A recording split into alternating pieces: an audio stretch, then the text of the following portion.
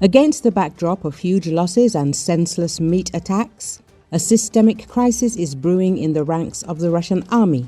Soldiers are fleeing the front with weapons, refusing to follow orders and massively sabotaging offensives. The situation is no longer isolated, it is becoming the norm. The command is losing control.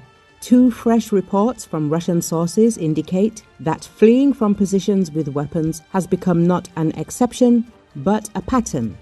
In the area of Velikaya Novosyolka, two servicemen with the call signs Agat and Sizy are wanted. Both escaped with machine guns and grenades. One of them is wounded and limping. They are not being sought for rescue, but with special plans, probably, for an exemplary reprisal. A reward for information is reported as for dangerous criminals. The servicemen of the 15th Motorized Rifle Regiment, Military Unit 31134, operating in the Kupyansk direction, refused to carry out a combat mission. A terrible commotion is brewing within the unit, as one source describes it. The command apparently can no longer ignore the demoralization. The soldier's position is becoming more and more open, and obedience is becoming more and more conditional. The punishment for simply refusing a combat mission is simply here, although it is unlikely that everyone will be killed, the report says.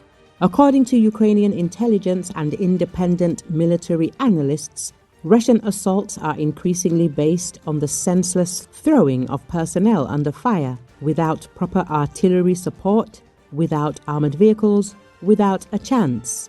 Soldiers call these killer shifts and meat missions, and increasingly prefer flight, sabotage, or outright refusal. With no rotations, no supplies, and harsh treatment from officers and commandants, the mood within the army is becoming explosive. The system built on fear and submission is starting to fail. The command is throwing some brigades to help others, which are already falling apart. There are fewer and fewer reserves. The equipment is old, there is no motivation. Flight and refusal of combat orders are only a symptom of deep demoralization. If such episodes become widespread, the Russian army could face a wave of internal rebellions, desertions and refusals to obey, as already happened in the later years of the Soviet war in Afghanistan.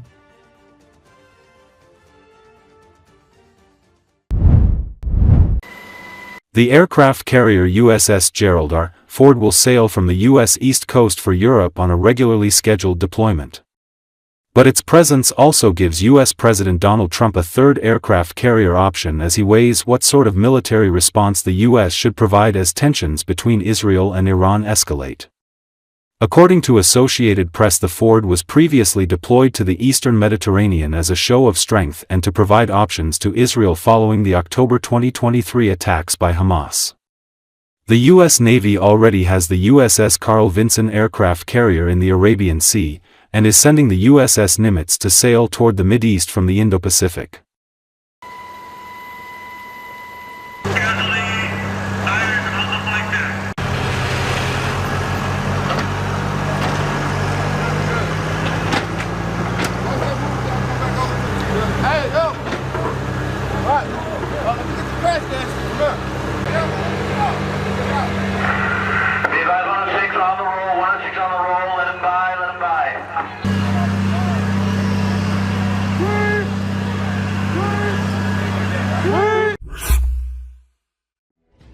China sends mystery cargo planes to Iran after Israeli strikes, the Telegraph reports. At least 3 Chinese cargo planes have flown to Iran in 3 days despite official statements that they were headed to Luxembourg, raising concerns about possible military aid to Tehran as tensions with Israel escalate. Following the recent Israeli strike on Iran, China sent a series of Boeing 747 cargo planes to the Islamic Republic. Flight monitoring data showed the planes departing from Chinese cities including Shanghai, flying through Central Asia and disappearing from radar near the Iranian border. The flight plans listed their final destination as Luxembourg, but the planes were not detected in European airspace. Experts are concerned about what exactly the planes were transporting. Experts note that such planes are often used to transport military equipment. These shipments are bound to generate a lot of interest because of the expectation that China might do something to help Iran, said Andrea Gazelli, a lecturer at the University of Exeter. China and Iran are strategic partners united by their common opposition to U.S. global influence. Iran, as a key energy supplier to China, including up to 2 million barrels of oil daily, remains Beijing's priority partner in the region. The collapse of the regime in Tehran would be a blow to China's interests in the Middle East, Gazelli noted. Despite this, Beijing is likely to be careful not to damage relations with the U.S., especially amid the ongoing trade war. Cargolux, which operates the flights, denies using Iranian airspace but has not provided information on the contents of the cargo. Since manifests for such cargo are closed, it is not yet possible to identify their contents without independent verification. China has previously attempted to supply weapons disguised as civilian products. In particular, European intelligence intercepted attempts to transfer drone components disguised as wind turbine parts. And last year, a media investigation exposed a scheme to send billion-dollar drones to Libya through a network of shell companies. Recall, the situation between Iran and Israel remains tense. Both countries are aggressively bolstering their defenses and engaging in diplomatic maneuvering internationally. This escalation raises the risk of a broader regional conflict involving allies of both sides, particularly the United States, Hezbollah, and other Middle Eastern organizations.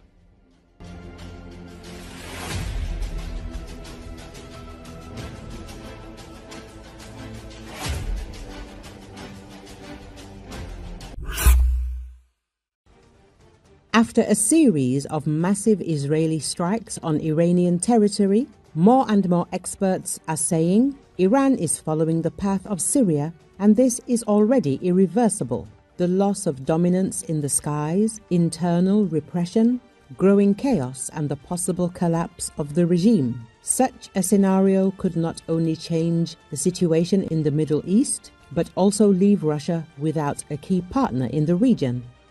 Analyst of the organization UANI, or Together Against Nuclear Iran, Kasra Arabi, compared what is happening in Iran with the events in Syria in the 2010s.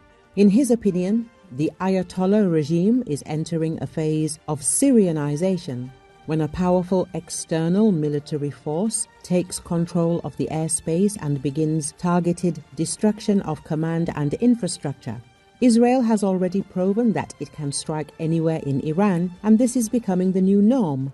The Israel Defense Forces, IDF, operate in the skies of the Islamic Republic as freely as they used to over Lebanon and Syria.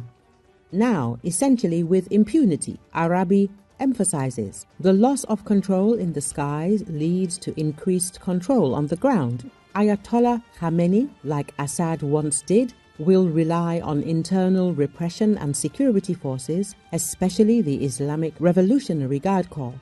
But, as the Syrian experience shows, sooner or later this will not be enough.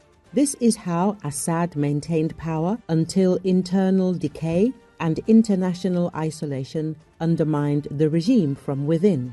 Arabi does not rule out that Khamenei could be overthrown or eliminated even before the current escalation ends. If this does not happen, the country will face a long agony of the regime filled with repression, economic degeneration, and the destruction of the state apparatus. This scenario has already led to the gradual collapse of Syria. Now Iran may repeat the same path.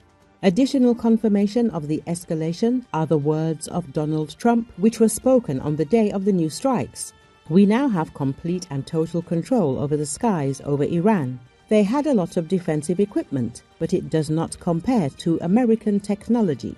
No one does it better than the United States, the former president said. This statement not only underlines the alliance between Washington and Tel Aviv on the Iranian issue, but also points to Tehran's waning ability to defend itself. For Russia, the consequences could be strategically devastating. After the fall of the Assad regime in Syria, Iran remained the Kremlin's last close ally in the Middle East. The loss of Tehran or its transformation into an unstable, isolated state means the collapse of Russia's entire line in the region. Without Iran, Russia will be left without a support base, without an ally, and without the influence it has spent years building amid its confrontation with the West. Israel's air power, the tacit support of the United States, and the deep vulnerability of Iran's air defenses makes the process of Syrianization of Iran virtually irreversible. And no matter how much the Khamenei regime resists, its time may be numbered.